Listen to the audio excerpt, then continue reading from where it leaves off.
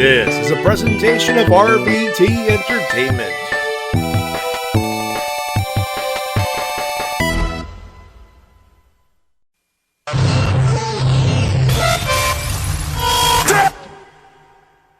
This isn't about the dead, it's about the living. It's about my mother. It's about my sister. It's about my wife. It's about the 14 years it took me to go from undesirable to un-goddamn deniable. You know, they say all men are created equal, but you look at me and you look at Small Joe, and you can see that statement is not true. Because I'm better than you, and you know it. In the back, there are men and women, seasoned professionals, dues paid in full, gunning to be the best. I'll always light the way, and all you have to do is let me in. Oh, a little bit of the bubbly.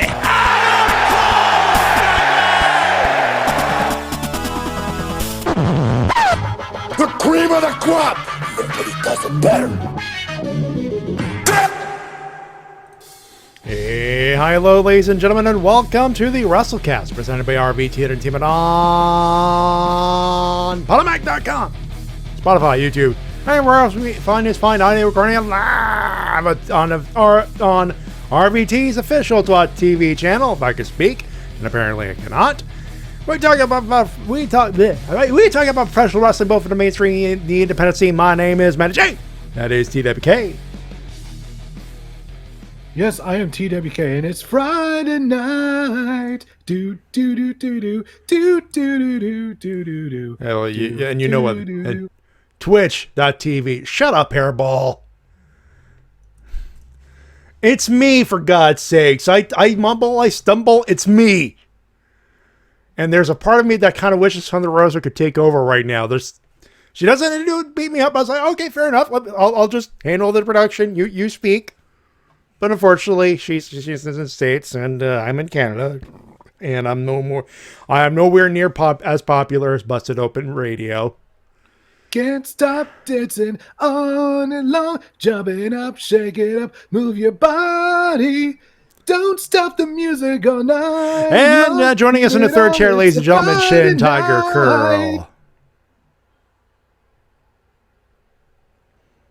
Did he hear the cue? Ladies and gentlemen, hailing from Houston, Texas, here's Shintigercurl. There we go. Hey. Sorry about that, guys. I was reading a tweet, and goddamn, this is some killer breaking news from Ringside News. Oh. They just announced that a major figure just got fired from WWE. No. And I'm looking at it right now, double checking. It's true. You want to know who it is? You won't believe it. Oh, hold on. I'm on Twitter at Ringside News, right? No, right now I'm gonna break it for you right now, so you don't have to look. I have it up here, and oh wow, yeah, you got the one. You're one who saw it first. Go right ahead. The person who was fired from WWE as a result of Dark Side of the Ring was, you guessed it, Frank Stallone. Boom! Too sweet, me buddy. Too sweet. We are paying tribute to Norm Macdonald in certain ways, ladies and gentlemen, this week.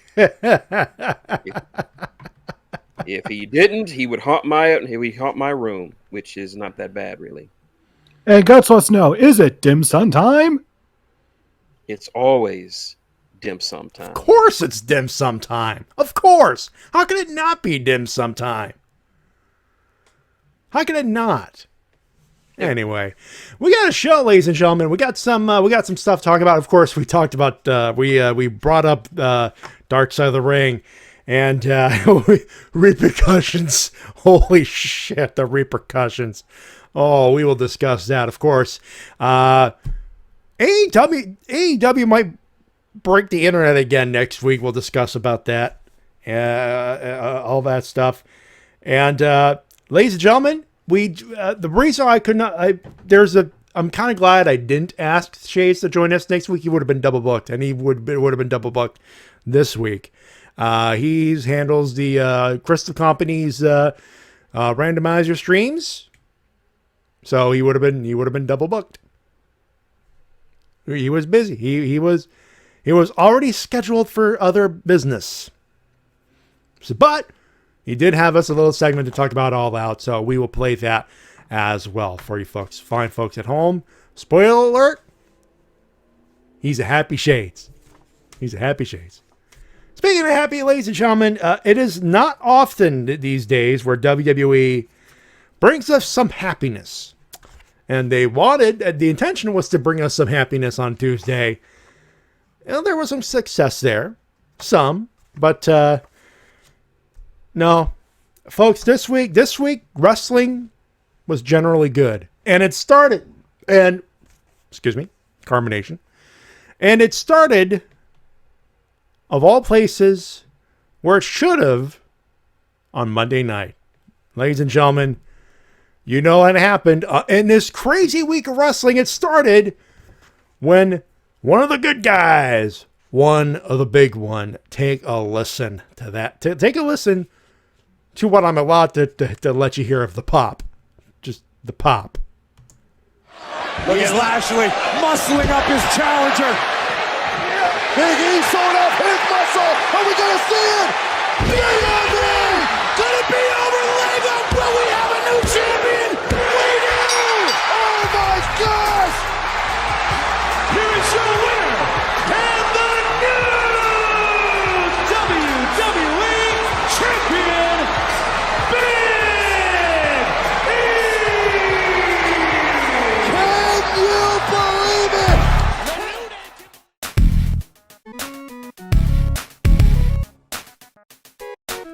All right, already some of you are going, well, I heard this. I heard, who cares of what you heard? It happened this week, and the world rejoiced. It got me to watch the main event of Monday Night Raw for the first time in years. That's what that got me to do. It made me watch Raw, not live, because I was smart enough to avoid the bullshit. And it was Charlotte versus Alexa Bliss, which that's a cacophony of clusterfuck. But even they had a good night. That everybody scored on Monday Night Raw. I dare say everyone that needed to score this week scored and scored hard. So obviously the big one, you would think, well, this is WWE overreacting to the AEW and all this. We're gonna get to that, but I'm gonna put this as a disclaimer / public service announcement that should have been said on Monday or Tuesday morning. It's Big E winning the WWE Championship. Yeah. Regardless of how rushed or how this or how that, Monday Night Football doesn't matter. Dude, I watch Monday Night Football. That's how much I don't want to watch wrestling on Monday anymore. That's how crazy that is. Even when I heard Big E cash in, and I heard the main event, I'm like, you know what? I'm going to tune in. Or, you know what? I'm not going to tune in. I'm going to watch it tomorrow. There was a tinge of regret, but not so much after I watched, because, folks, the outpouring of positive emotion. And there are some people trying to be realistic. This was WWE trying to pop a rating, and well, they kind of barely did, but that's beyond the issue here. Big E. One of the nice ones. One of the nicest people, reportedly, on this island Earth. Winning the big one. A man that everyone could agree on.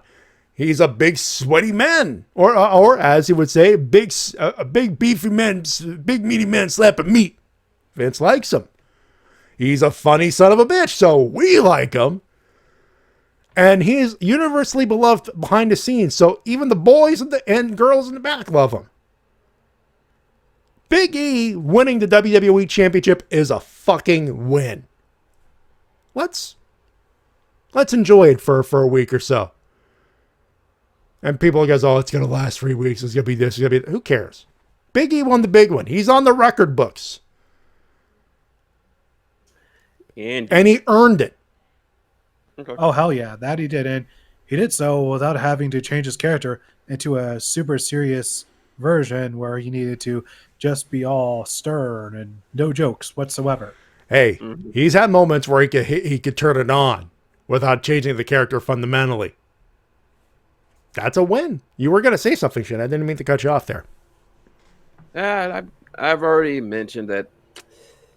On one hand, this does reek of fear booking on the behalf of the WWE. There was no planning, there was no structure involved. They gave it away too hard for my taste instead of just letting it be random, or they could have done a better story with it. You know what? That's one side. And yeah, on the flip side, I was going to say that, yeah, you know what? It reeks, but as you would say. On the flip side, it's Big E. He deserved it. And you know what? Far from us for a member of the Fed or the Fed themselves saying something and then going in and actually delivering on what was promised. That's the thing I was surprised with. I was like, when Big E announced on Twitter, hey, I'm cashing it, and I'm like, all right, you'd better, because this company's burned us how many times? In fairness, there was a leak about 30 minutes before or something like it was very short, but between the leak and Big E, flat out saying he's cashing in. That I think it was a weight of someone texted him and say, dude, you know that tweet that you wanted to do just out as a joke? Yeah, do it. Okay. Mm-hmm. I'm willing to bet that's what happened there. I just hope that going forward, since there is no plan for him, I just hope that they do right by him, because statistically speaking, Money in the Bank champions don't have good reigns. I think the only exception really was, let's see, we have Seth Rollins, who held it for like nearly a year. And the only reason he lost because of due to injury, unfortunately. But yeah, he had a decent run. Card Junkie, is Big E a Grand Slam winner? No, a Triple Crown, though. He's Intercontinental Champion, Tag Champion, World Champion. That's Triple Crown. Yep. The Modern Slam would involve the U.S. title, as the Hairball would say, and he has not held that yet. Mm-hmm. Sadly, nevertheless, sorry, go ahead. Sadly, Xavier Woods has a long way to go before even making Triple Crown. Yeah, I believe he's only ever been tag champion. Hey, you know what? Up, up, down, down is still a thing that once the pandemic subsides, he's jumping in on that production. So I'll back up onto that production. It's a big thing. You never know. And he's a solid hand. You know what? I don't know if he'll be a Triple Crown champion, but I could either see him as world or at the very least a mid-card champion, Intercontinental or U.S. Take your pick at this point. You know what? He's that good. You know what? I really think he would benefit from a heel run a la Jay Lethal. Yeah, as U.S. champion, yeah, I could see it. Yeah, because before his run with the TV title, no one really was taking him too seriously. They just thought that Jay Lethal was the jokey impressionist guy, but then he got that TV title and he just ran with it, and he became... You're talking the Ring of Honor TV title, which he renamed the world title before winning the world title and then renaming the TV title. It's a funny reason, folks. That's one of the reasons why I wanted a replica of that TV title or that belt.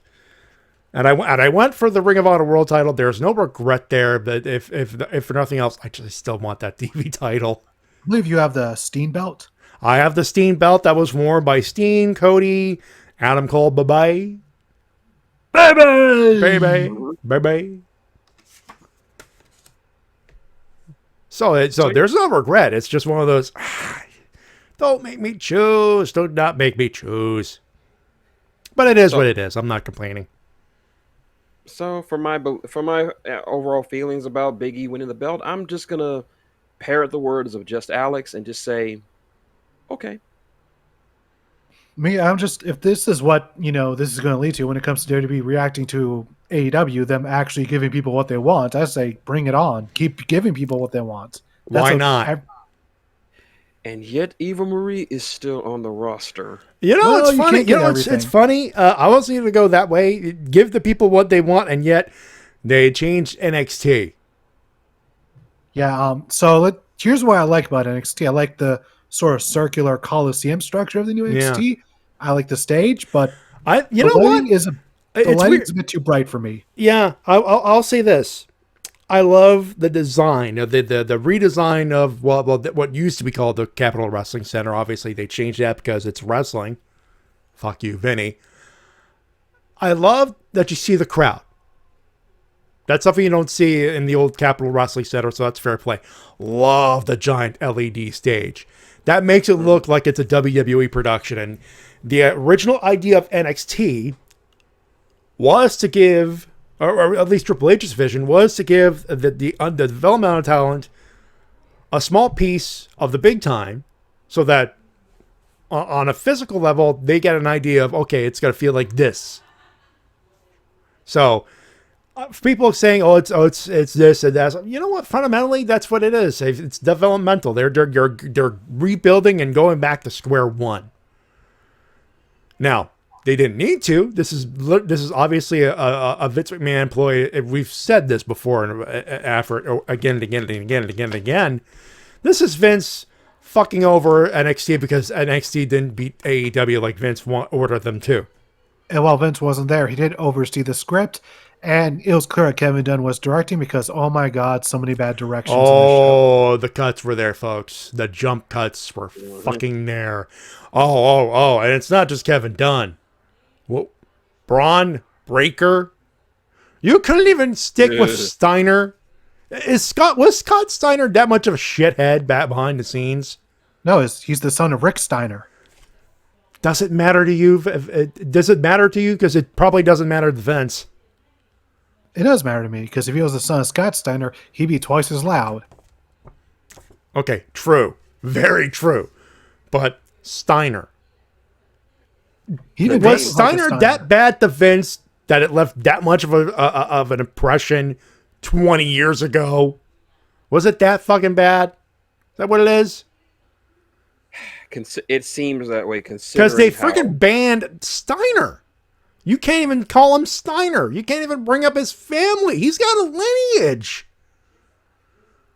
And considering the name, the weight that the name Steiner carries in professional wrestling, that's a big faux pas on their part.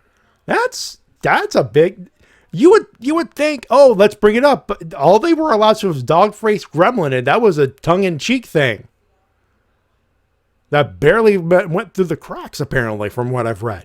I'm shocked they went with that. And Von Wagner, who? Exactly. The dude who wrestled in the Fatal 4-Way. Oh, by the way, they said it was a Fatal 4-Way. Samoa Joe had to vacate it due to injury. Yeah, sure. Whatever. All right. It is a little suspect considering the timing, I will say. It's sus as fuck.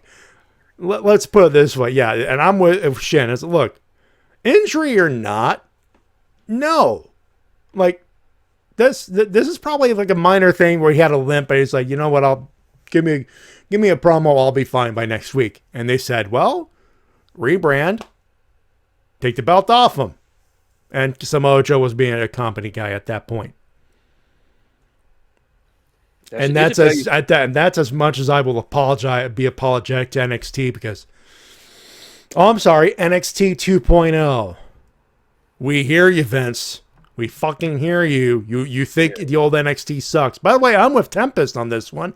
3.0, dumbass. Wouldn't it technically be 4.0? Let's not push 3. Let's not push 4. Let's say for a solid, respectable 3.0 at this point. No, we'll just call it NXT bullshit .0. That works as well. Let's say it was. And by the way, the FCW is I don't count FCW as NXT. Here's how I count it. You shouldn't. First game show, number 1. Then number 2, the network version, and then 3.0, the USA version. So this is 4.0. Yeah, NXT. Yeah, 4.0. Okay, fair enough.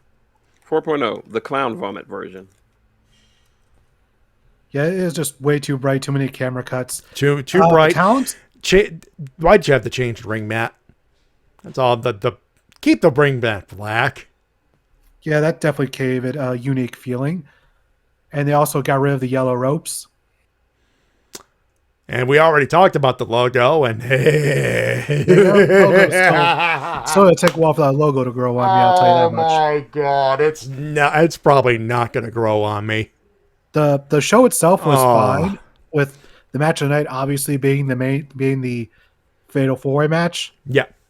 And the crowd was not behind Von Wagner at all. No, like here's the thing. They not only did they take out Kyle O'Reilly, they did it in a picture-in-picture, never brought up again until Regal said, "Oh, it's by injury, and here's the guy who saved him. He's going to be in the 4-way." And he's going to be, wait, what?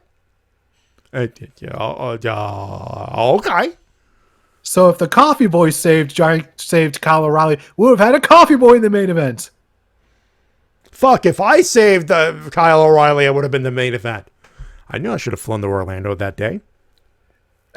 You know, live, learn. Yeah, it is what it is. You know who should have saved him? Ice Train? Close. No. It should have been their new rookie from Japan that they recently signed, Minoru Suzuki. Yes. No. Rookie. That's the exact wrong spot to put him in. It's you're rushing him in like you did with Von Wagner. You know what you do? You have him show up when Imperium wins, and he goes, "I would like to wrestle that Walter fellow." Yes, he is. He looks like Minoru Suzuki, but with a British accent. Yeah, it's pretty much, yeah. I'm assuming he also has one of those glue-on fake mustaches that twirls around. Yes. Yeah, that keeps falling off, and he has to readjust like he's Breeze as the banker. Yeah, basically. Oh God, is Devin the Great? I don't think he got. Is one of the wrestlers named Slab Bulkhead? No, I believe one of them is Rip Steakface. No, I believe it was Smoke Man Muscle. No. Roll Fizzle Beef. Buff Drink Slot, I think his name was. Big McLarge Huge. Yeah, definitely. No, wait, no. Bob Johnson. No, wait, no. No. Yeah. That's not going to work. That's not going to work. Nevertheless, Bodie in the Fatal 4-Way McBoatface. match, the winner and new NXT champion is Tommaso Ciampa. If this was the old NXT, we'd be jumping up. And I was still happy that he got that he got back with Goldie, but there's this is NXT and this is WWE and this is Vince McMahon running things, and the first fought after the happiness and all that stuff, and right before the wedding was start the clock. How long does he got? I don't want to see the OTP of NXT broken up, but that's the way it's gonna go, sadly. Well, at least they have makeup sex to look forward to. Yes, at least there's that reunion for one last time. And you know Triple H ain't gonna do shit because he's out of heart surgery. You want to get another heart attack because he's trying to fight Vince again? Yeah, apparently the person running NXT in the place of Triple H is Shawn Michaels, which I suppose makes sense. Thankfully, someone with wrestling intelligence in there, but when Vince pulled the strings, how much control does Shawn Michaels actually have? Very true, very true. Yeah, and unfortunately, they're going to call Vigo from John Wick to Triple H's bedside, and he will say, "Triple H, my friend, you will do nothing because you can do nothing except get the fuck out of my sight." Why would you mistreat Triple H that way? He actually did good with NXT. That's what Vince is going to do to him. Yeah, fair enough. But I can fix this. How can you fix this? How? I can run NXT. Didn't he hear what the fuck I said? Ha! Well, moving over to AEW. Before you do, actually, you know what? Here's what we're going to do. It's 25. Here's what I'm thinking. We got to talk about Dark Side of the Ring, and I got my buddy Shades on. So here's what I'm thinking. Let's talk about Dark Side of the Ring, and then we'll get to the happy stuff. How's that work for you? All right. So I know you want to do AEW, and I don't blame you, but eventually we're going to have to go to the sad stuff. We may as well get to it now. Grip it and rip it. And, Dark Side of the Ring is back. And as per usual, they did not fuck around. Holding back is not in their forte. Oh, man. They went after the infamous plane ride from hell. It used to be funny. Yes. Used to. Then we learned the truth. And oh boy, is it dark. Now, dark. it got dark. It got quick. And it's Dark Side of the Rings. Obviously, there was a lot of darkness over it, of course. But we went from happy Ric Flair, funny Ric Flair to... Jesus, not Hall of Fame speeches. Oh, boy. Yep. Yeah, it is. Yeah, that story time on WB Network on Peacock. If it's still up there, then someone's is doomed death. Clearly, is this is just forcing someone to touch your junk. That's not okay, especially when you corner them. No one was forced, and even the lady over there didn't feel forced at the time. But then again, that's trauma for you. Yeah, the lady we're speaking of is the flight attendant that was there. Chartered flight, and one cart of booze barely gets used on those flights. They usually reuse them. They went for 3 full carts of bar, 3 full fucking bars worth of stuff. Mm-hmm. Now we of course we know of Scott Hall as an inebriation. It did not help matters. But that's, believe it or not, Scott Hall, the least of the troubles. Obviously, Ric Flair being Ric Flair. And I'll give Scott Hall a sort of a pass on this. Yeah, you kind of have to. Of the shenanigans that happened on that plane ride, Scott Hall getting drunk, not the worst. If he's to be believed, he got H-bombed. Which is very, very likely considering who was on that plane and what kind of stuff was floating around in there. No kidding. And he, at the very By the way, least, for those wondering, H-bombs, I don't know what the actual name of it is. That's what they use to drug the ladies now. And Halcyons. Halcyons. So, yeah. No. For them, it's a rib. I actually asked my mom today if she knows what Halcyons were. She's like, yeah, we worked with them a lot. And she's like, what does it do? It messes you up. And I asked her, what happened if you mix it with alcohol? Like, you shouldn't, because it can kill you. Like, she says that mixing halcyons with alcohol is like almost asking for your heart to just stop on you. And I believe it should be noted that your mother is a doctor, right? She's a former nurse, yes. Former nurse, yes. So nurse practitioner, I'm assuming? Training. Huh? So we talked the same nurse practitioner, I'm assuming. Yeah, she is officially she's a retired but licensed nurse with the school and everything. So she knows her shit when it comes to prescription medications, and she's like, yeah, anyone who mixes halcyons and alcohol, like in his state, he wouldn't have been able to. Scott Hall wouldn't even know. Not only would he not know where he was, he wouldn't even know what he was. It also acts as a extreme hallucinogen. So he probably thought that poor waitress, that poor flight attendant, was like a ice cream cone or something, given how fucked up he was. And at the very least, he was fired for his actions. Yeah, so he did face consequences. Yeah, he was well fucked up, and of course we all know that. Yeah, and Michael Hayes getting his ponytail cut off and then punching Bradshaw in the face. And then getting slapped into unconsciousness by said Bradshaw. Both men got fucked up, so I got karma, so yay. Of course, the big talking point coming out of this is, holy shit, Tommy Dreamer, what are you doing with your life? All right, we could talk about Mr. Perfect and Brock Lesnar, but no, that's well-traveled territory. Let's talk about Tommy Dreamer being a I don't know what the word to think of. Insensitive prick? Insensitive pricks is definitely one. Total jackhole? That's another one. Oh yes, a fucking idiot. Matty, I believe that now is the time to hear from Mr. Abraham Lincoln. Yeah, before we do, I don't think we're going to go verbatim, but at the very end of the episode where we talk about the repercussions and all that stuff, Tommy Dreamer goes into a sort of rant saying, "Oh, it wouldn't have flown. Yeah, it flew in 2002. It's not going to fly.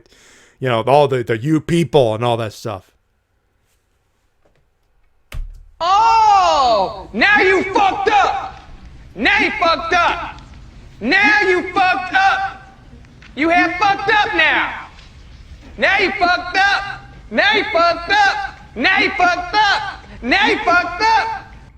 Now, actually, I'm gonna refund it because we don't do that on the Wrestle-Cast. But funny thing, there, Cyber Rider, I was actually thinking the Barrett "you fucked up" one as well, until Shin presented an alternative that I could not turn down. Yeah.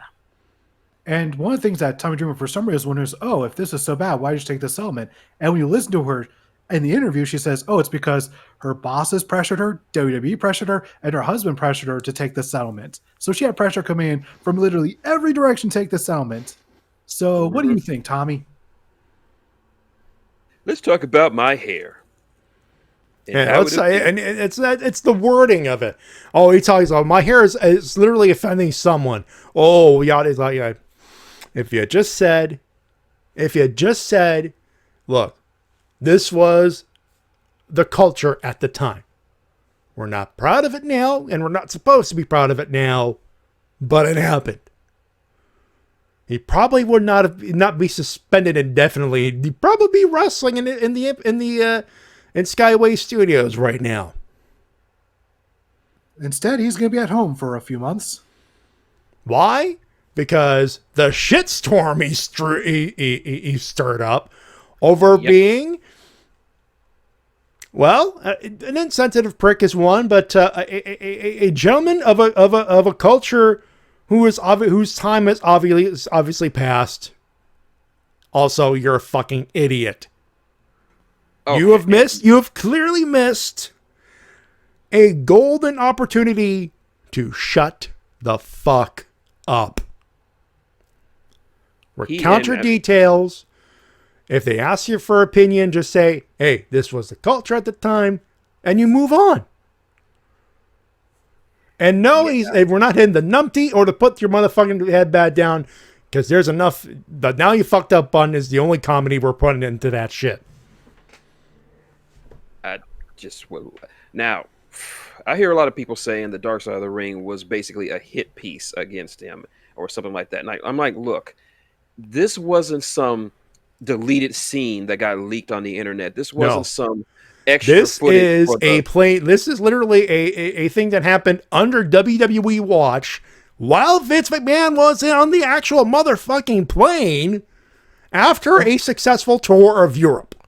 And of course, he couldn't be bothered to do anything about it. He's just like, JR, handle this. I'm up here being rich. JR couldn't have handled that. There's no way JR could have handled what was going on in the back. And he was on record on that interview. He did not enjoy that part of the job. No, his exact quote was, I shouldn't have to follow these people around and make sure they act like fucking adults. And they weren't acting like fucking adults on that plane. Let's put it this way, folks. There's a reason why if it's a charter, if it's a paid WWE charter, no booze allowed. Period. Yeah, that flight basically ended that. And if there were any plans to bring Ric Flair into AEW, guarantee they're being ripped up right now. TK's not gonna have that. No. And Car Shield, they're not outright stopping it now, but about an hour ago, they said, well, we're quote unquote on pause. And I don't blame them. And if I'm TK, yes, there might be a small part where I want to see what the crowd thinks if Ric Flair pops up. That small part is going, maybe wait if it's good or not. Or considering his age, he's probably thinking, we'll pay for the one appearance and you'll be backstage and that's it. Mm-hmm. And for Tommy Dreamer saying, oh, it was all just a joke, I have something to say to you, Tommy. All right, say all three of us go to a con one day. Mm-hmm. And we see Tommy Dreamer doing what he does, signing autographs, taking pictures with the fans, just doing his job. And we just go up to, and I go right up to him and I kick him square in the dick. No, not that at all. Just fucking flash him. No, I mean kick him square in the dick. And while he's on the ground, writhing in agony, we're laughing at him, and he's like, "Why'd you kick me in the dick?" He's like, "Oh, it's just a joke, Tommy. It's not like I tried to kill you or nothing. I would never kill somebody. I mean, a dick kick is just a joke, right?" No, but that's the thing. No, that's the thing. What he refers to as a joke was Ric Flair in the robe, naked. Yeah. And flashing people. We all thought that was the extent of it, but no, it was not the extent of it. If it was just Ric Flair just flashing people on a plane and not really touching anybody, that would be cool. That's Ric Flair being Ric Flair.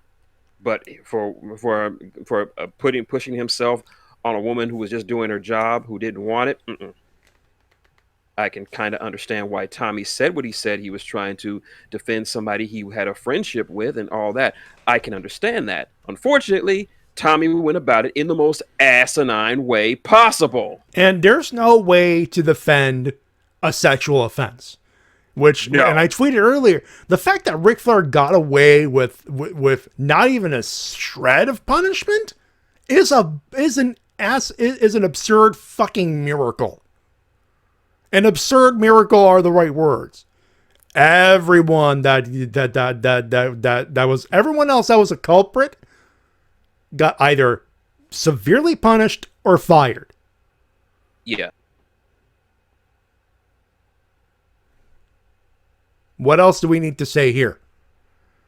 All I have to say is Ric Flair's lucky he hasn't lost the car shield ad yet. Yeah. And I say yet because at this point, the weekend's still young, folks. All I will say is this, that right now Tommy Dreamer is giving Dollar King some major competition for my Dumbass of the Year award. At least Dollar King's only kayfabe dumbass. Yeah, but that's the thing. That was a kayfabe thing. He probably got instructed as, oh, that might be a good idea for a laugh. Here with Tommy Dreamer, ill-advised to say the least. Let's just see how he reacts to this, and then he might actually take Dollar King's spot as Dumbass of the Year. House of Hardcore is dead, by the way. Matter of fact, I'm to bring in somebody in to give Tommy Dreamer some help. Red, you want to take this? Oh. Innovator of violence, innovator of dumbass. Nice. Hey Tommy, I got a match for you. It's called my foot kicking your ass match. If you win, my foot kicks your ass. If you lose, my foot kicks your ass. So either way, I'm going to kick your ass. It's a win-win for me. And of course, JC brings up Brock Lesnar flashing Terry Runnels, which is another thing that's needs to bring up the fact that she, from the way she talks about it, she had to go through that a lot back in the day. Yeah. Just really shows you just how terrible the locker room really used to be. And for some reason, this is the locker room that Taker wants to bring back. Hooray! Yeah. People roofing other people, people flashing their dicks to each other, and drugs just flying every which way. The good old days. I'll take people playing Skyward Sword on their Switch, personally. I'll take the party playing Uno. Yes. That seems infinitely more wholesome. All right, before we go to break and cut to the shades here, I'm just going to read this. This is a complete non sequitur. Nash from Radio Data on Twitter. He says, I have a structured settlement and I need cash now. All caps. Call J.G. Wentworth 877 cash now. I was trying to remember the number. 877 cash now. 877 cash now. Call JJ Wentworth. 877 cash now.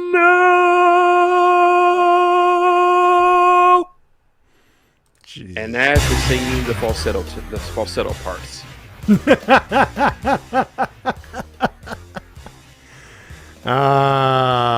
And Taker was locker room leader during the events of next week's draft, Dark Side 2, right? Chris Canyon. Oh, shit. I figure a lot of people going, how's this going to make Taker look? Considering, he was basically the leader of the locker room during that time. And yeah, it'll be interesting to see how they delve into that. We're going to take a break. We're going to take a break. And after that small smidge of a break where I play a funny commercial, per usual. Hey, old school Wrestle-Cast, ladies and gentlemen. The Shades will give us his thoughts on All Out. Then we're going to go back to funny and good stuff. All right? We'll be right back. Don't go away.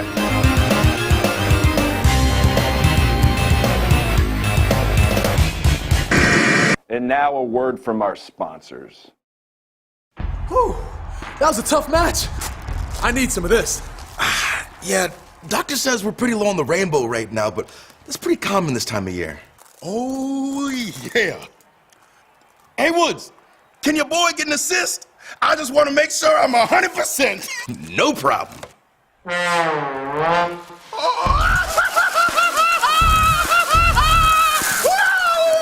Feel the rainbow. Taste the rainbow. Baby! This is WMOB Mobile, 12 on your channel dial and 12 in the TV ratings.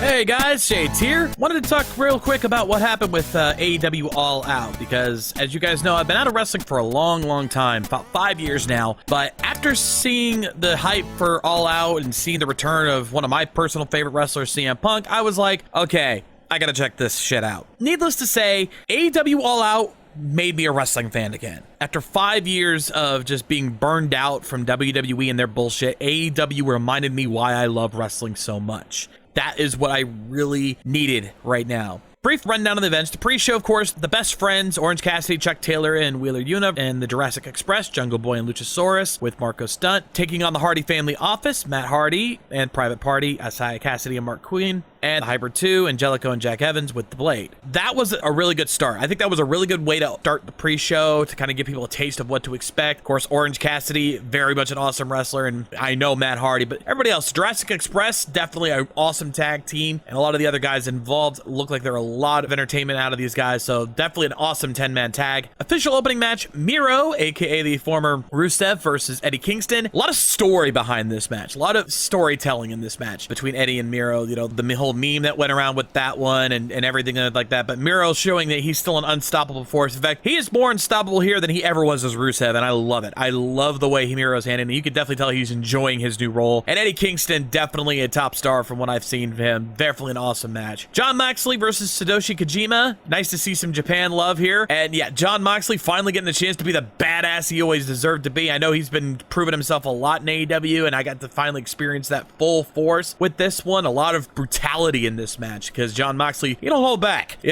Especially now that he doesn't have to anymore. And to see Minoru Suzuki, the murder grandpa himself, show up, holy crap. Yeah, even I lost my shit when I saw that, so definitely an awesome moment there at the end. Dr. Britt Baker DMD, with the help of Jamie Hayter and Rebel, defeating Chris Statlander with Orange Cassidy there. Again, the women's division I heard was a little weak at first for AEW, but they have clearly stepped their game up with this one. These two put on an amazing match there. You know, it's nice to see women's wrestling finally get the love they have. So it's really good stuff there. And then we have the big one, the Lucha Brothers, Penta El Zero Miedo and Rey Fenix, defeating the Young Bucks for the Tag Team Championship. Oh, match of the night, easily match of the night. The brutality, the teamwork, the chemistry between both these teams was just incredible. Being in a steel cage match, just all sorts of brutality, and the thumbtack boot Oh, yeah, you see Penta at the end, his just bloody mess, and yet he's hugging his kids. He's happy. He's ecstatic, you know, winning the tag team titles. Just so much energy, so much hype for that. I think that was the match where I started losing my voice. Then we had the 21 Women Casino Battle Royale, their version of a Royal Rumble type match, and it's a very unique concept doing the whole 4 suits and a Joker. I like the way it was set up. It created some pretty interesting moments. I think the only nitpick I have here is that because of the way it's set up, you didn't get to see a lot of the entrances because they had to focus on the match. So you just see people running in, and if you don't know who these women are, you're completely lost. And then of course the big surprise at the end, the winner being the debuting Ruby Soho. Now I never got to really see much of Ruby Riott in WWE, so I honestly don't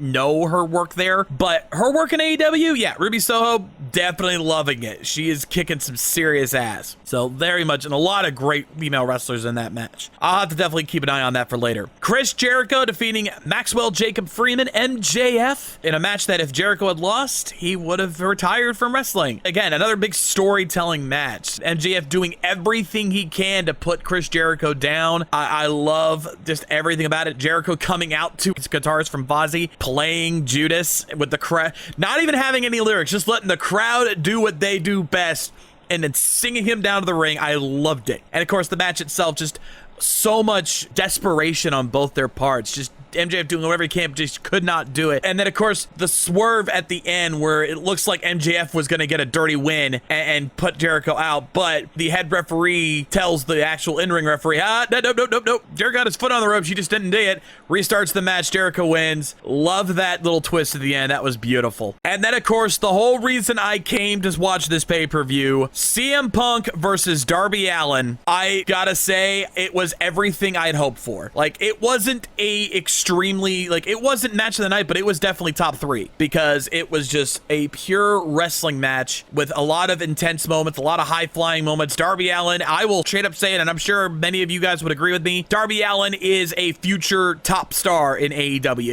If he is not positioned as the face of AEW in the future, I will be shocked because he is clearly reaching that point naturally. The fans love him, and you know, the fact that he got to wrestle an amazing match with CM Punk, that was like a near 5-star match. Just so much going on with that. So yeah, and even though CM Punk won, Darby Allin came out of that looking so strong. I was really cool. Of course, Paul White defeating QT Marshall, as he likes to call himself. You could say this was the weakest match of the night easily, because I mean, it's only 3 minutes and 10 seconds total, but I think actually that was exactly what we needed. We needed just a quick breather, a cool down match in between the 2 big main events. So having that for just a moment of Paul White, the former Big Show, the former Giant, just going in and kicking some ass for a little while was actually really good. I liked that. And it's a case of, you don't expect to be an epic match out of that. You just expect Big Show to wreck house, and that's exactly what you get. And then finally we get to the main event. Kenny Omega versus Christian Cage for the AEW World Championship. I've heard many of the stories about Kenny Omega, and the only other match I've seen of his was the one at Revolution where the pyro completely botched everything, so I didn't get to really see. But this match here with Christian Cage was definitely a showcase of both his and, of course, Christian's talent. Christian has never gotten any love in WWE, but in both TNA / Impact and AEW, Christian Cage is the frickin' man, and he proved it that night, being in the main event and going toe-to-toe with Kenny Omega to an amazing match. And of course, Kenny's still coming out on top with a pretty good match. Don Callis, of course, being the dick that he is. You know, it's funny, I never actually saw any of Don Callis' work. I know who he is, I know what he's done, but I never actually was around when he was doing his thing. I always missed him. And then the big double twist at the end. The first big twist, Adam Cole, baby, showing up. It was like nice. I mean, we expected a surprise debut because of how the rumors, but Adam Cole was a surprise debut. Nobody expected Adam Cole to show up, even though it made sense why his contract had already expired. Also, Adam Cole, former rival of Kenny Omega, switching over to becoming a member of the Elite, but that was cool. And then just when you thought, okay, well, that's the debut tonight, I guess we'll have to wait for the other one we had heard about. Nope. Just as we thought it was over, here comes the Ride of the Valkyries, Bryan Danielson making his debut as well to come to the rescue. Just so much that happened here at this pay-per-view. Like, I'm sure those would be disagreements, and I'm sure I don't get to hear what Matty, T-Dub, and Shin said, but to me, this was a 5-star pay-per-view. There was nothing about this pay-per-view that I honestly even had issues with. Yeah, there's some, you could probably nitpick here and there, but everything was paced perfectly. All the matches were intense. The cooldown match with Paul White was right where it needed to be. It was expected to be a piss break, and it was a well done piss break. So it worked. Everything about this pay-per-view from start to finish was near perfection. And the fact that it was the most watched pay-per-view ever, according to Tony Khan, somewhere between 205,000 to 220,000 pay-per-view buys. We're talking WrestleMania's X7 numbers here. That is insane, and I am so glad I got to experience that live. So AEW, congratulations. The Shades is all elite because AEW is real wrestling again, and that's what we needed. Thank you guys. Wrestle-Cast, see you guys, and as always, rock on, everybody!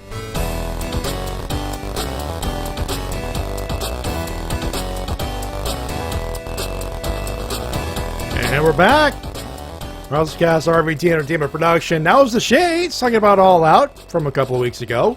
Thanks again, buddy, and don't worry, folks. I will let him know that's Angelico, not Angelico. Heck, I've made that mistake before, so it is what it is. Matty, T-Dub, and then the Shintigercurl here with you. You were going to say something? No, I'm disagreeing with you.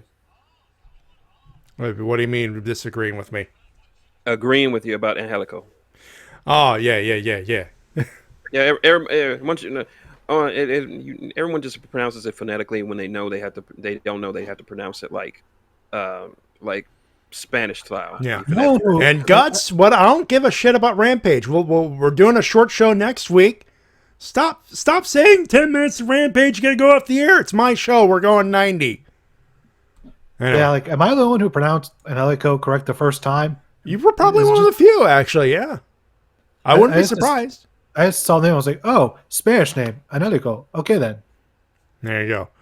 So he will be informed. Do not worry. That being said, we were going to talk about AEW. Speaking of Rampage, carbonation.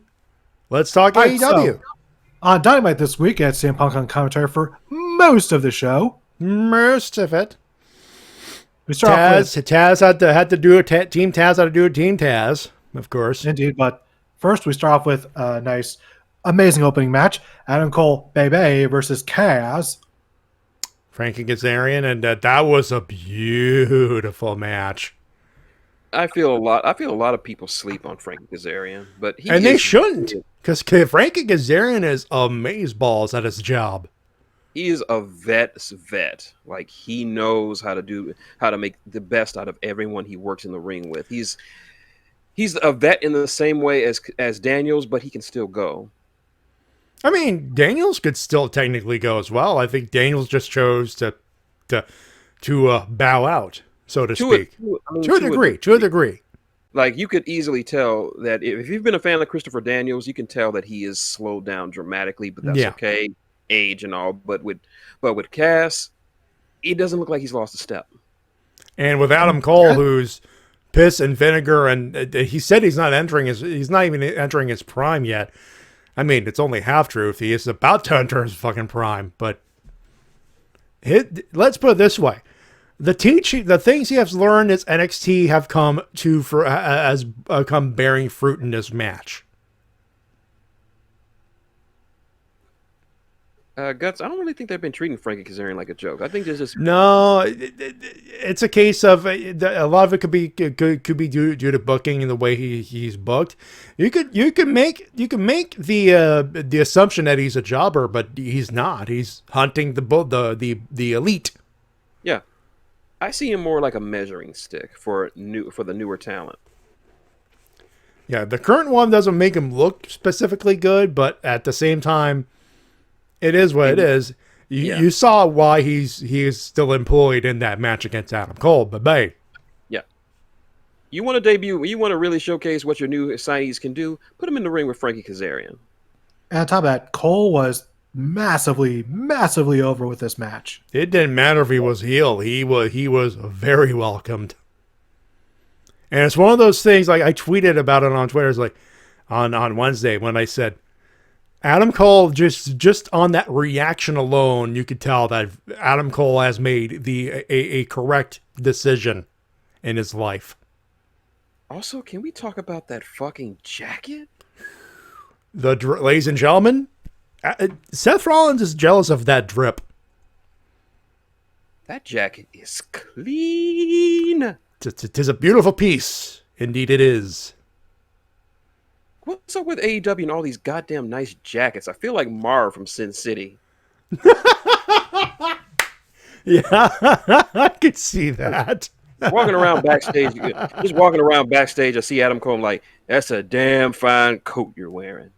And then I kill him.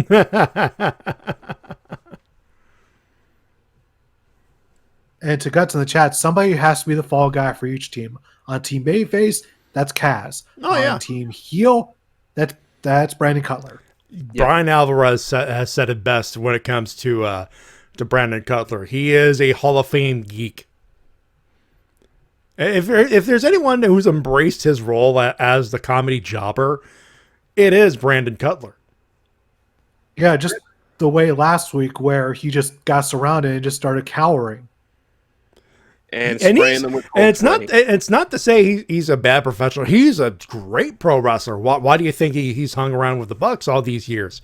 But this is the kind of guy that understands his role, understands he's getting a big fat paycheck, and says, you know what, fuck it, let's have some fun. And in terms of Kaz, he has passed his prime by a few years. I mean, he's been around for over 20. Yeah.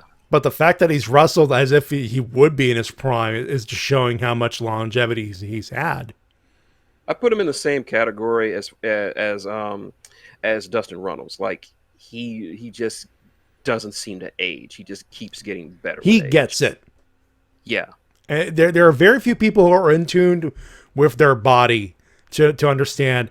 Yeah, sometimes you can wrestle a style of match that could wreck your body, and then there's what Shawn Michaels does. You're like, okay, you can have 10,000 moves, but storytelling. There's a lot of guys in that locker room in that AEW locker room who appreciate the moves, the work rate, but the story could work just as well. Yeah. And when you can match work rate with the storytelling, magic. And then after that, we got MJF with a promo getting all of the heat for Brian Pillman Jr. I think it was Ryan Satin who no, it was SRS. Nuclear Heat. When's the last time someone was white hot as a heel? It actually makes me want to see Brian Pillman win the match. Which is the point. I used to call it Vicky Guerrero heat, but I'm changing that to MJF heat. No, Vicky Guerrero heat is Vicky Guerrero heat. She didn't have to do too much to earn that heat. All she had to do was say, excuse me, and she's got that heat. She's got the market corner on that. Hairball says, I do not like this storyline because it's bringing up the passing of Brian Pillman. Look, I admit it. It was a little uncomfortable. MJF was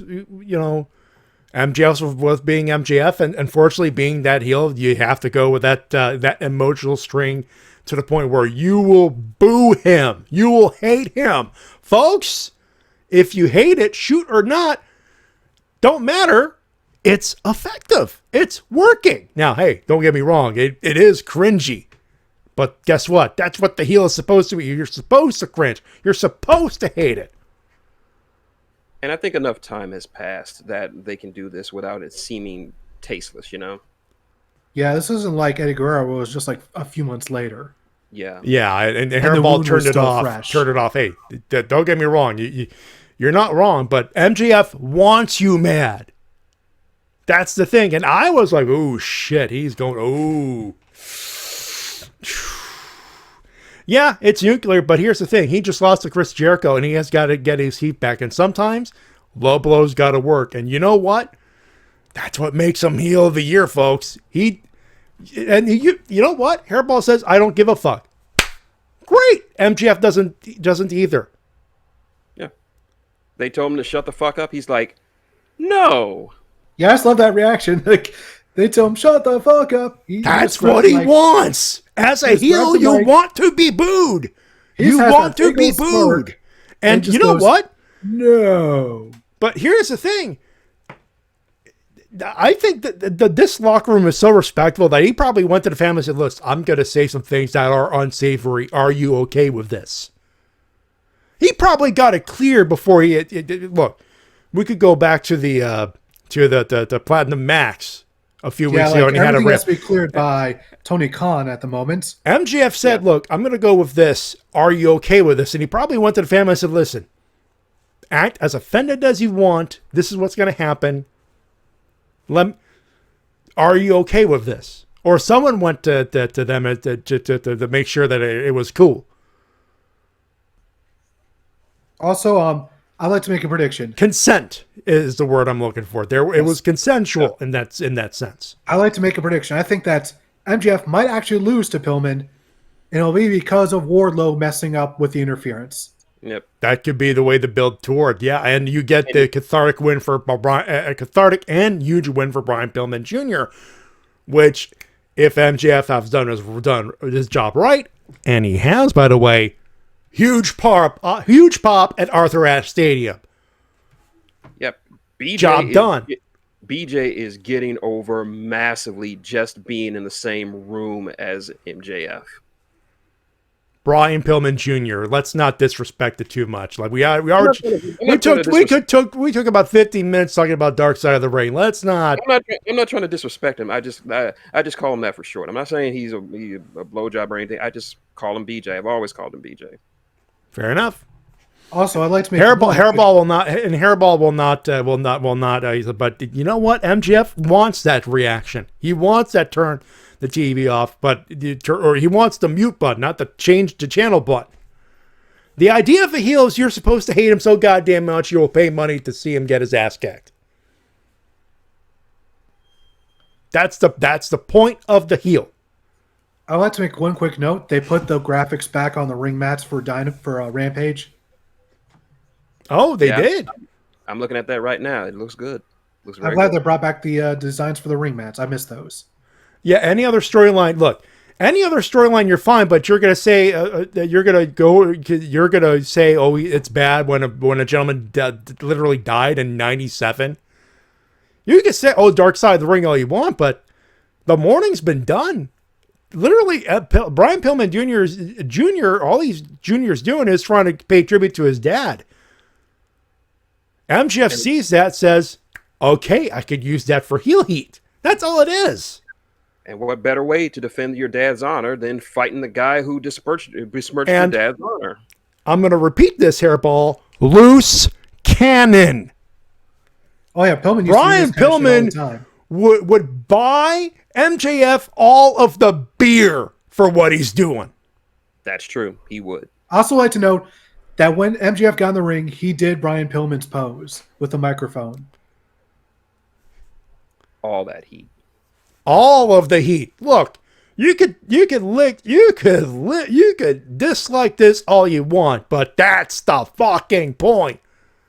All right, moving on, because anyway, it feels like we're just gonna we're circling the drain here on that one. Sorry. Moving on.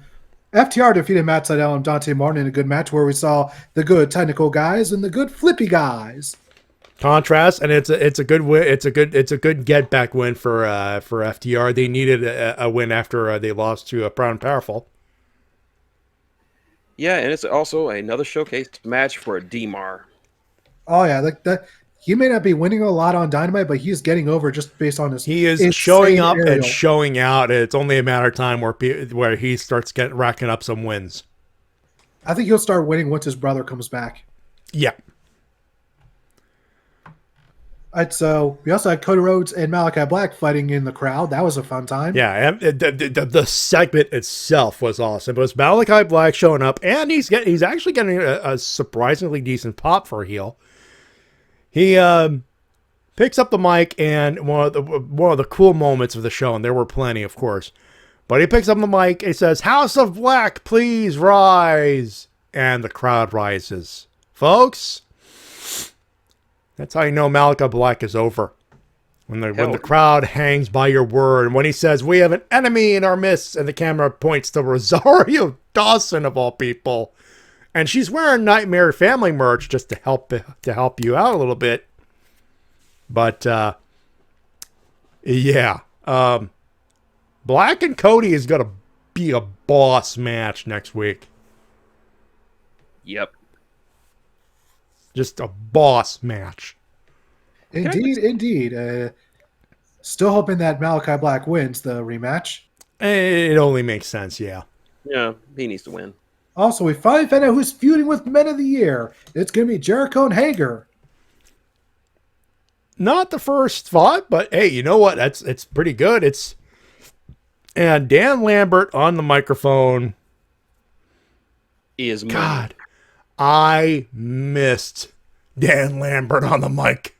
I really have. I was glad now that he's actually got someone to feud with. He's not just screaming into the void.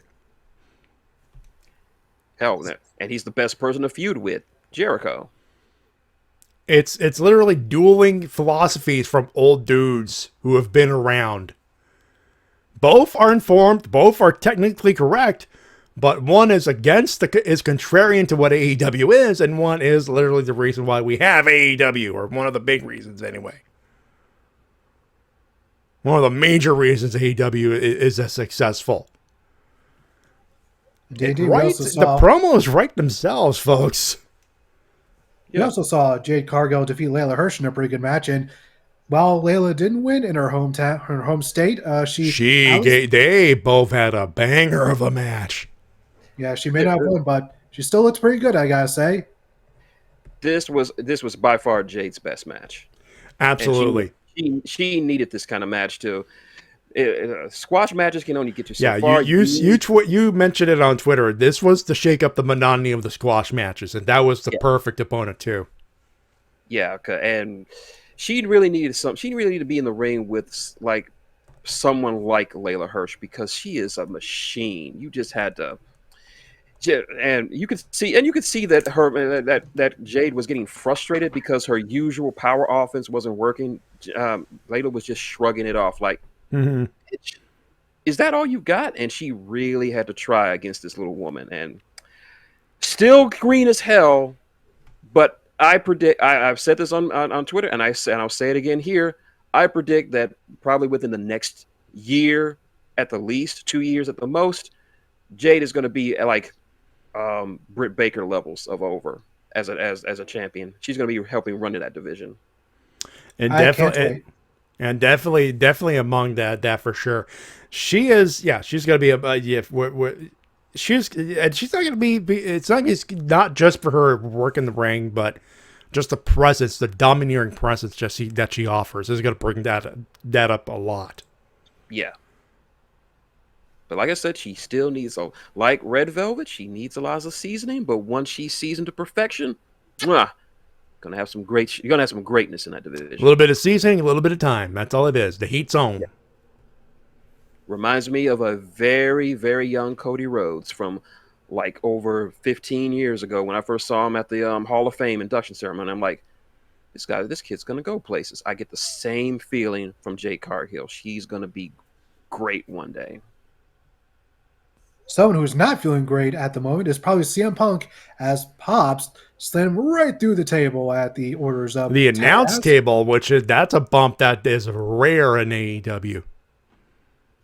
No, you got it wrong, T-Dub. You got it wrong. He didn't get slammed through a table. He got deboed. Yeah. He pretty much got deboed through that table, actually. Yeah. I mean, it is Hobbs.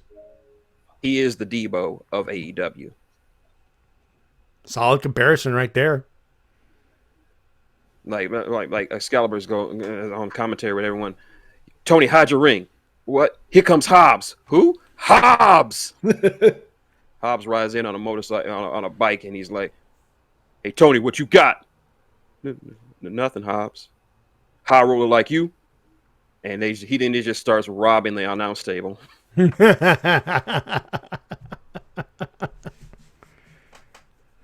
All right, we got to move on. Sorry. All right. We also had Darby Allin defeating Spears in a pretty good match, but I don't think anyone expected Spears to win. But afterwards, FTR attacked and wiped off Sting's face paint. So Sting and Darby versus FTR with Spears as the heater. Oh shit, Ray! What the fuck? Wait, what? Ray Phoenix is a crazy dude doing crazy flippy stuff. Oh yeah, tag team titles, right? Yep. I'm not surprised. It's tag team titles. It's gimmick. Settle Miedo. Yeah. Wee. No fear. No fear. As for the match, well, I was surprised, really. I was very surprised. Why is that? Because I did not know that Sting was really Steve Borden under all that makeup. I know, right? I'm still convinced that's Jumpin' Jeff Farmer. No. It's Ultimate Warrior. He's not dead. He's just under a different gimmick. Huh? All right, guys. Let's find out who the real icon is. Wipes up the face paint. Steve Borden. And I've got away with it too. That word for you meddling kids. No, I wouldn't have got away with it too if it wasn't for you meddling FTR. Ruh-roh. And that was Wardlow. Well, he is the war dog. He is the war dog, yeah. We also had a Danielson Omega promo where it was confirmed non-title match in New York. Danielson versus Omega. Now I'd like to make a prediction right here. The match is going to go to the time limit draw with a lot of people Justin are Roberts, thinking that. With Justin Roberts counting down 5, 4, 3, 2, 1. As soon as he says 0, tap, tap, tap by Omega. You know what? I can see them going to Broadway. They could legit go 30-minute Broadway or TV time remaining Broadway. They could. And this had to. Wait, before we get to the match itself, to discussing the matches, I know you guys want to jump into we got to talk about this segment because I think Don Callis had his best segment as a heel manager. Worked the crowd to perfection here, I think. Oh, yeah. I mean, he was great as usual. He's Don Callis. And usually it's turn off the TV for me, but by the way, in the commentary for the Thursday Night Football game, Shizzle Adonis made a Victory Road 2011 joke? Yeah, he did. Oh, I need to watch that now after the show. Anyway, but no, it was one of those things where Don Callis was being goofy, silly, elite Don Callis, the usual. And then Kenny Omega starts goofy, and then Brian starts going, I don't think you have the balls. And then he goes from goofy to those eyes, those. Oh, holy shit! Yeah, wait till you see this, Matty. Quite the shocking ending, I have to say. I did not expect him to do that. New tag champs? Shit. New tag champs? No. You'll see it, Matty. You will see it. Fair enough. But yeah, this was Don was a good heel this week. He does his shtick. It does his shtick. Brian calls him a piece of shit. He turns, it twists. The crowd goes, piece of shit, piece of shit. He turns around even more. And he worked the crowd. He had the facials and everything else. And then Kenny Omega just goes serious to he wants to, I want to fuck you up in a wrestling ring kind of eyes. As in, finally a worthy challenger kind of eyes. As in, I don't see elite. I just see good, great, best bout machine Kenny. As in, you just called my ass out. Now I got to make you pay. Yeah.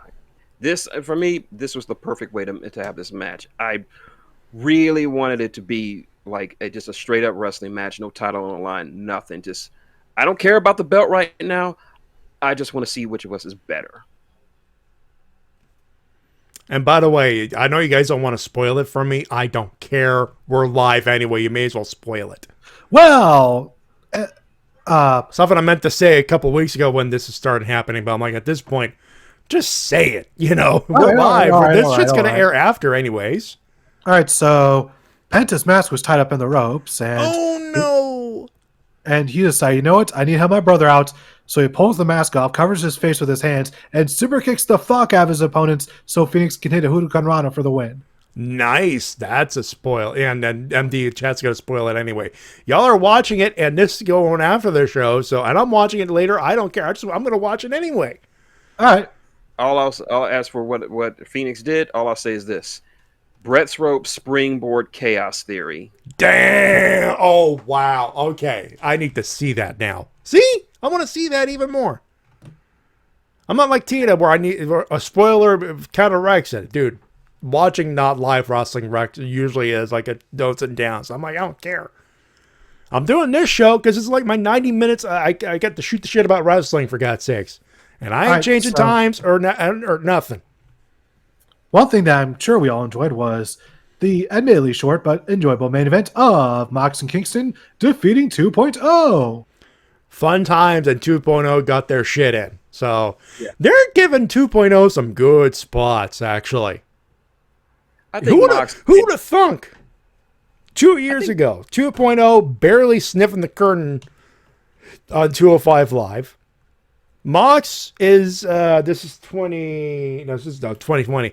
He's in the midst. He's in the midst of a title run, and a year ago he was barely escaping WWE. Eddie Kingston was a now on-work indie worker.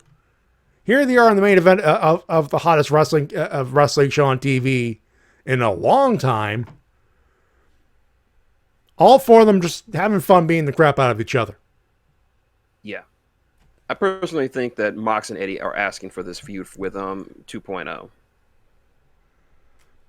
You get that feeling? Yeah, I think they literally went to, as soon as they signed 2.0, Mox and Eddie went to TK and they're like, we want to work with these guys. We want to work with them. Put them over as much as they can. Yeah. Mox and Eddie got too much stroke in that company not to be able to pick their own opponents. And I think they picked 2.0 to feud with. And Eddie was around in the scene when 2.0 was still 2.0. Yeah. So there's that. And afterwards, because they need an array played, and they played it in full because, they actually acknowledged the Suzuki incident, and they worked it into the story. By the way, the fact that the Suzuki incident is a thing boggles the mind and makes it, like I tweeted it on Wednesday. They played the Suzuki incident, trended on Twitter, and now Minoru Suzuki has a prominent, instead of just a cameo and on a pay-per-view and a couple of wrestling shows, he's pretty much on full-on tour for a few weeks. He is a significant part of the show next week or in the coming weeks. Yeah. Wrestling is fucking awesome. I love it. Yes, sir. And we're ending with SmackDown. They got Big E. He showed up because he wanted to fuck around with Roman some more. And they set up a 6-man tag on Raw for the Bloodline, Roman and the Usos, taking on the New Day in a 6-man. Next week, we got one thing to look forward to Raw. We got AEW going to fuck up the wrestling internet with a pay-per-view level 2-part show. Well, that's WWE being smart. Bring on the two most interesting champions you got on one show for your worst show of the company right now. They got to do something to spruce it up, and New Day versus Bloodline that's something I'd like to see, actually. And the last bit of news I have for tonight, we have for a promotion called ICW No Holds Barred, taking place in Frenton, Michigan. We're going to see Brendan Kirk, who I'm just hearing about now for the first time, being coming to the ring by someone. Cannot read that hand? Cannot read that font. God damn it. Anyways, he's going to be facing 4-time Stanley Cup winner, hockey legend Darren McCarty in a one-on-one match. Ladies and gentlemen, this week in Weird Wrestling. And I looked over Darren McCarty's Twitter. It turns out this guy is a massive wrestling fan because he's got all his AEW stuff retweeting, all that stuff. This guy seems to be a pretty big fan. Well, that's the logical next step right there. I'm sure he's going to get a hero's welcome. In He's Michigan a wrestling because, fan who happens to be a Hall of Fame hockey player. And I have no doubt that, because it's Michigan, and he's a Red Wings player formerly, he's going to get a huge reaction. There's that. So, yeah, that's kind of random and interesting, but thought I'd put it out there just in case anyone else would be interested in such a match happening. Anyways, that's all the news I have this week. Shin, you got anything? We're not going to bring him. Did you bring up Minoru Suzuki's tour with GCW?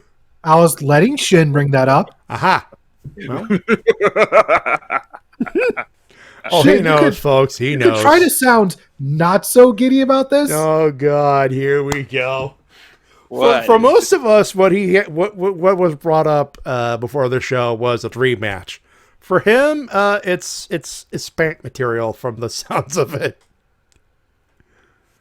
I think I'll let Norm Macdonald finish this. Ooh, okay. And in wrestling news, Minoru Suzuki plans to wrestle the Octopus Jonathan Gresham in GCW, or in a match to remember, or as common sense folks would say, it is a live suicide by Minoru Suzuki.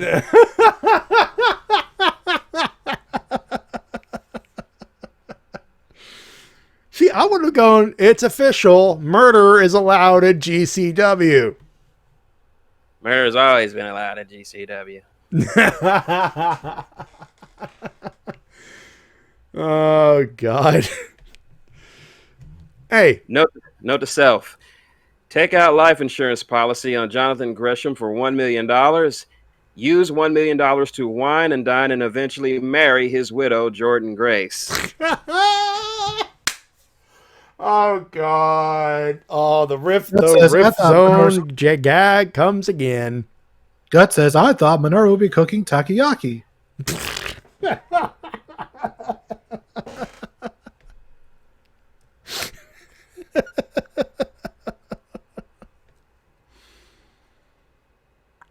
So, anything else, Shin? No, I got nothing else. Mr. Matty J?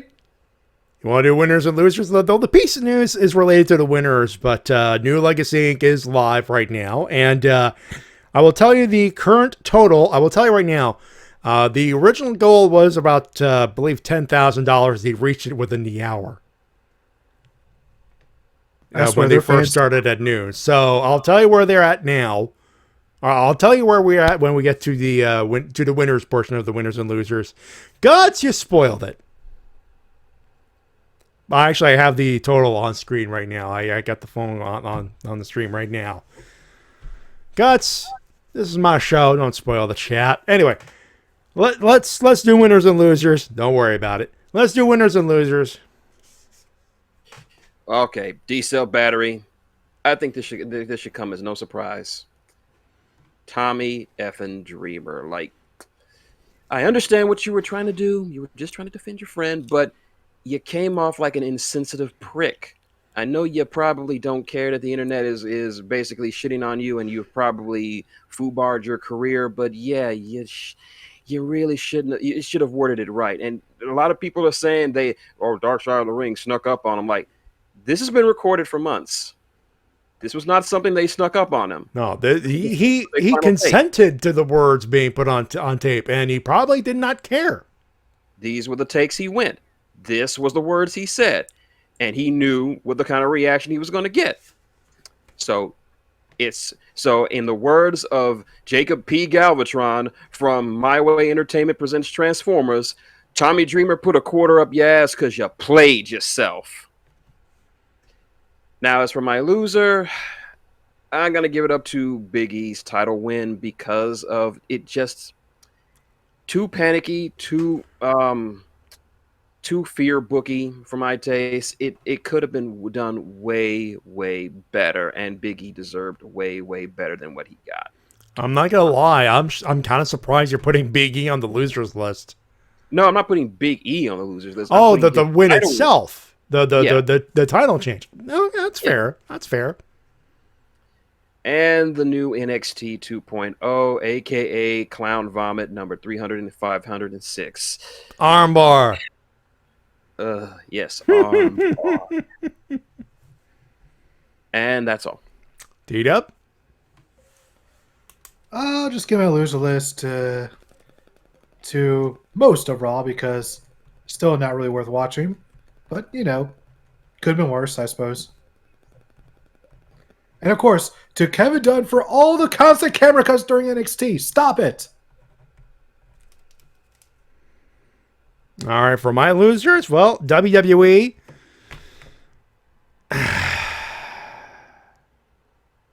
Just WWE. I don't think I need a reason. NXT 2.0. There was some bad shit. Look, I get it. You are wanting to get to the youth, and that's fair. Braun Breaker and Von Wagner. State of those 2005 NXT developmental names, mate. And of course, Tommy Dreamer, for reasons as mentioned. You fucked up hard. And a dishonorable mention to John Cena's NFTs. At SummerSlam, they said, "Hey, here's a package, and there's gonna be a non-fungible token, and all that good stuff for a price of $1,000," and they only sold 37 in a row. Thank you, D-Dub. No joke, OSW tweeted about that. They said 37, and I replied. I was the first one to reply. In a row? How you doing, everybody? That's all I'm gonna say. Just kind of wonder, and also John Cena says he put a lot of hard work into that design. Well, it's basically Super Mario Brothers 3, except with John Cena.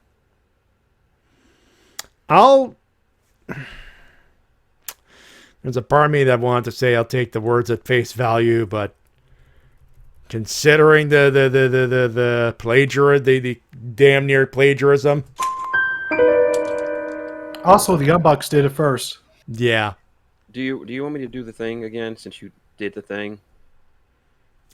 Do it. You fuck young boys, John Cena. Oh God. And yes, that's exactly how one of the lines essentially goes in LA Noire. We're not exaggerating. I have played LA Noire on the Switch. That is an actual fucking line. It just comes out of nowhere. It's like, I didn't even know that's what we were going to ask him. What are you doing, Cole Phelps? Also, JC, yeah, we are aware. We have discussed about his suspension by Impact. It's indefinite. It has been brought up. Yeah, we brought that up earlier in the show. You should have showed up. That's all I'm going to say. But that's it. Let's do some winners, boys. Oh, winner's easy. AEW. God damn, just hitting it out the park. Son of a bitch. Great tag team matches. Jay Cargill's best match. MJF, once in a lifetime heel right there. Brian Pillman for just getting all this goddamn shine. Next week's event at Arthur Ashe Stadium, gonna kick all the ass. Big E's title win. He deserved winning that belt because, well, he's Big E. Who doesn't love Big E? Mm-hmm. You got to be evil to not love Big E. My boy Tommaso Ciampa being reunited with his one true love, Goldie. And posthumous winner goes to none other than the greatest host of Weekend Update ever, Norm Macdonald. Honestly, severely. You wanted to call him Turd Ferguson, and I don't blame you. Turd Ferguson too. But yeah, he is an absolute legend. He deserves all the praise that he got. He is a severely underrated comedian as far as the general public is concerned. And if you've seen all the comics come out, everyone talking about what a nice guy he was and how goddamn funny he was, just go online, just look up anything he does with the O.J. Simpson trial. Oh my God.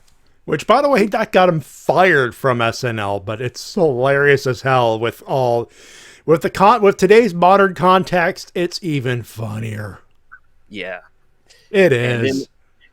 And of course, when he came back to SNL to host, he's like, "Okay, so I went from not being funny enough to be on the show to being so goddamn funny, they made me host the show. Like, what changed?" It's true. So So hopefully you will be welcome to the pearly gates when you get up there by, you guessed it, Frank Stallone. Hey! Actually, funny note on Norm, Frank did pay tribute to him on Instagram. So, if for those wondering how Frank Stallone felt about it, he actually got the joke. And he liked it. He loved it. He loved the attention. And he loved the joke. All right, T-Dub.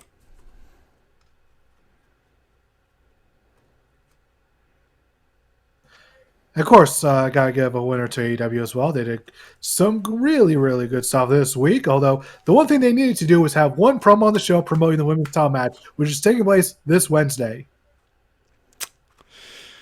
Yeah, they kind of forget to do... Well, they kind of almost forgot they didn't. But it was mentioned briefly, which is, not the greatest look, but... Dude, it's Ruby, Ruby Soho versus Dr. Britt Baker. They're going to knock the house down. Call it a hunch. And now Matt Hardy's calling out a fan for dressing like Orange Cassidy. $2 says it's a plant. Anyway. Yep, it's a plant. It's a plant. He's attacking him. Can I call him or can they call him, ladies and gentlemen? Okay, I'm looking up. Yep. His first name's Robert. Get it? His name is Robert? Yeah, he's a Robert and he's a plant. Get it? Oh my you God. Son of a bitch. You son of a bitch. Oh.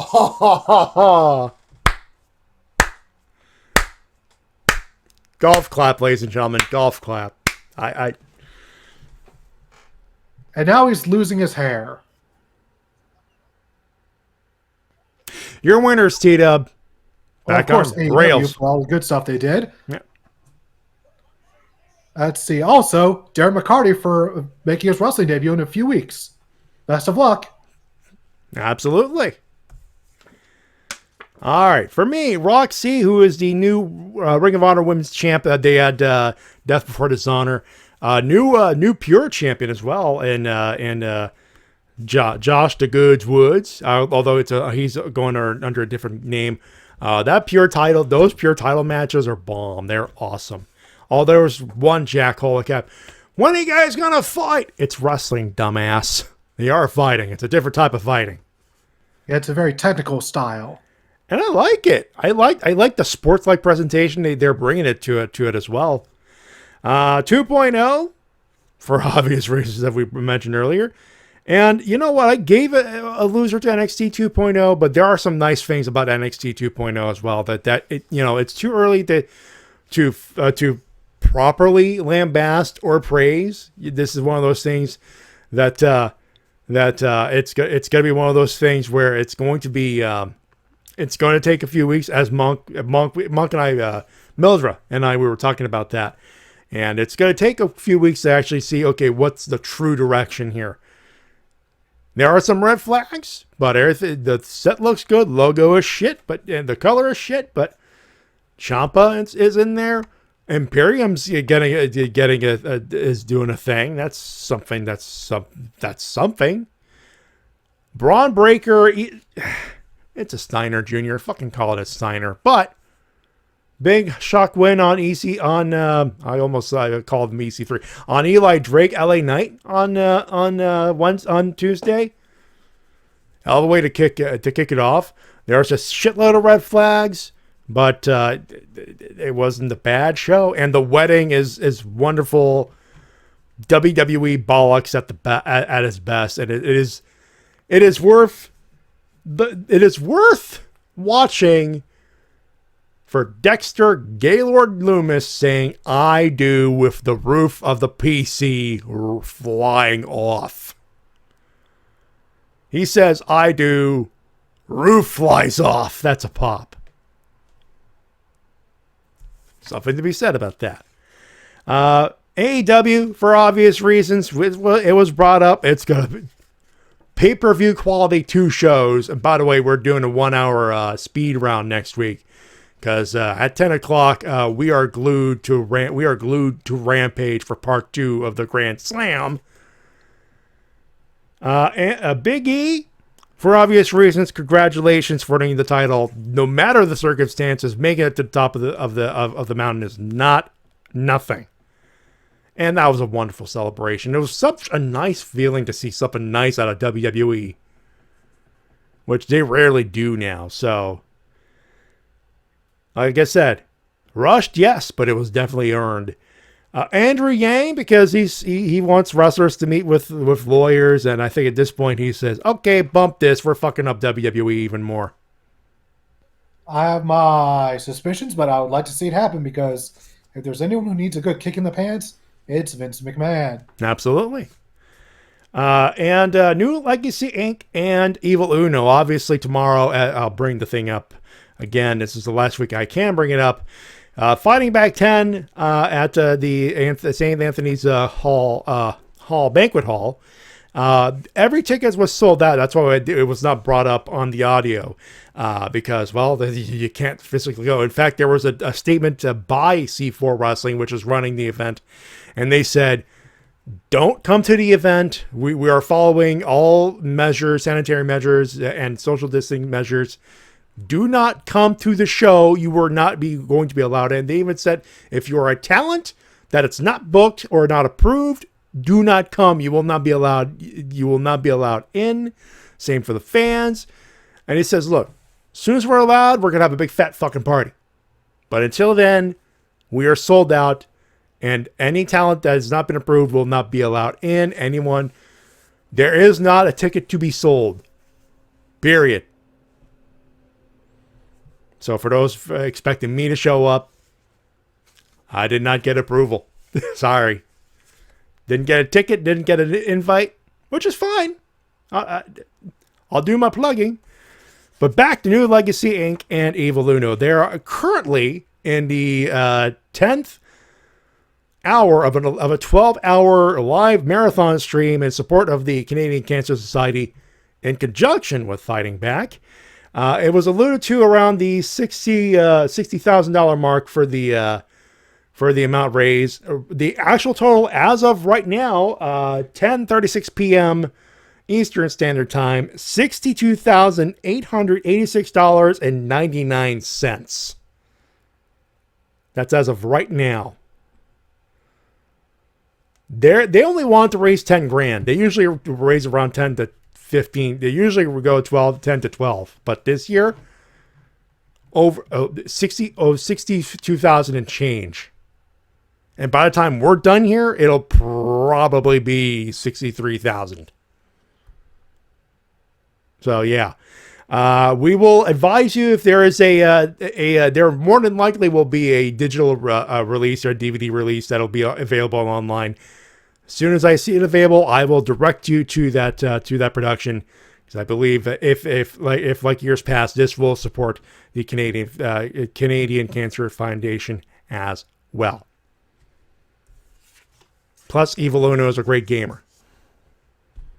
And I also follow Evil Uno on Twitch. And I kind of wish Evil Uno would be on this show with us three marks. We joined the Dark Order, damn it! We don't want it to break up. We want to help keep it together. Anyway, that's the show. Also, an extra stupid fucking loser. Why? Amazon can kiss our ass. Very. They fucked up the book because Shin wanted to do something to improve his chances of getting the book sold, and Amazon's bots thought he was doing a copyright thing. That's the long and short of it. That's an extra loser there.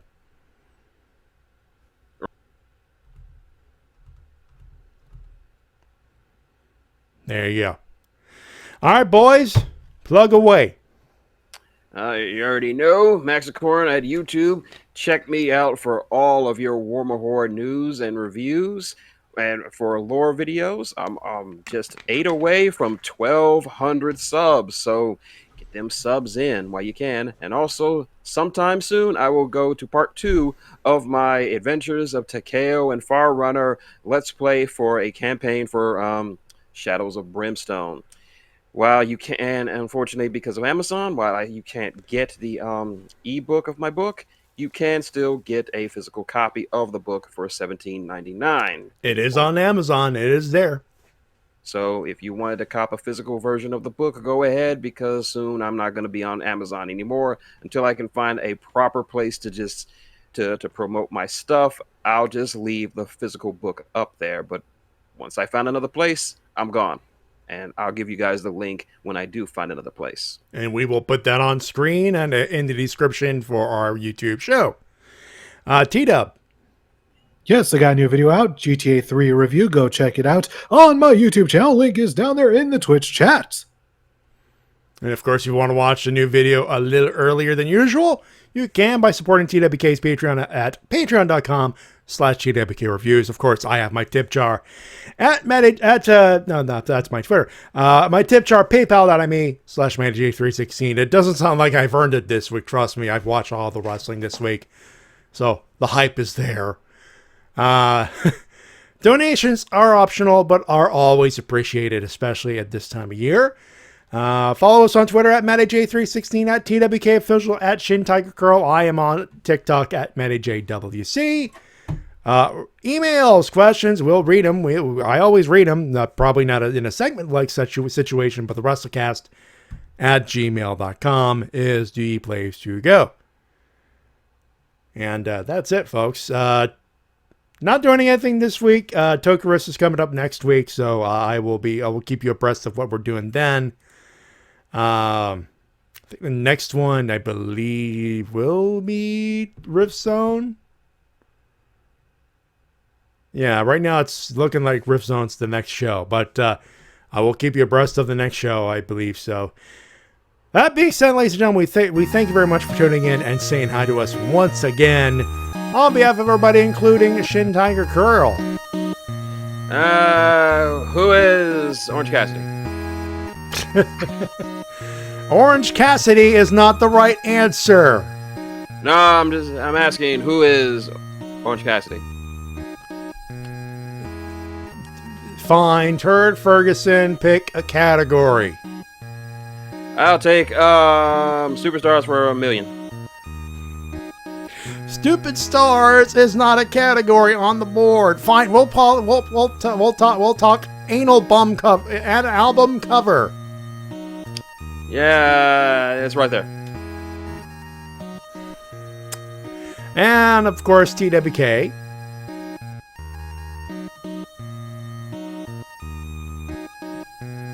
Which is obviously a delay here. Did we lose T-Dub? I'm still here, just enjoying the promo. Haha. Go ahead. Sorry, I didn't mean to cut you off there. Anyways, y'all have a good night and give me all your money. Patreon.com/TWK Reviews, folks. That's where you give them all the money. And put some money towards me and buy Shin's book while you still can. Yes, buy Shin's book. Then give me all your money. Actually, give us all your money. Split it. We could both use it. My name's Matty J, reminding you to help professional wrestling, support your independent promotion as soon as possible. Some of you lucky folks are going to Fighting Back tomorrow. That's exactly what you need to do. Have a good one. Have a safe one. We'll talk to you next week, folks. Oh, God, next week. Speed round, 1 hour show, no clips. Just a stinger and us waiting to mark out and more AEW wrestling.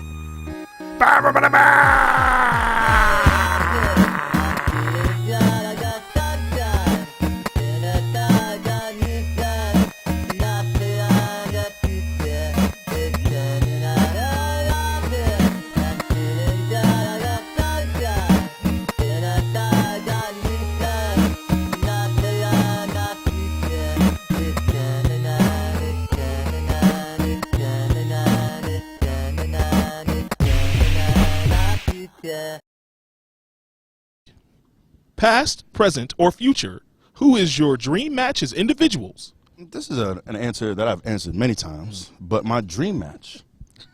Why y'all snickering? How dare y'all snicker? I'm talking about a match that means a lot to me. And y'all want to sit here and make jokes and laugh and giggle like schoolgirls? Tee-heen? Y'all already know the answer.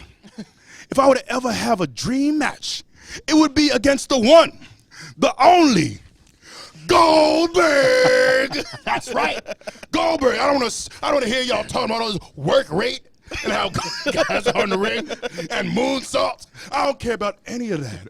You heard? Y'all want a great match?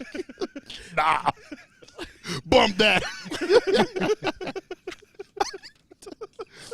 I want to see two big men with big chests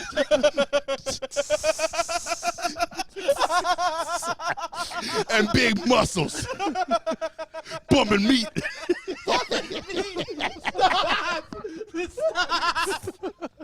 That's why I'm here. That's why I watched wrestling as a kid. You want your 5-star matches? You want your 30-minute classics? Not me. Big meaty men slapping meat.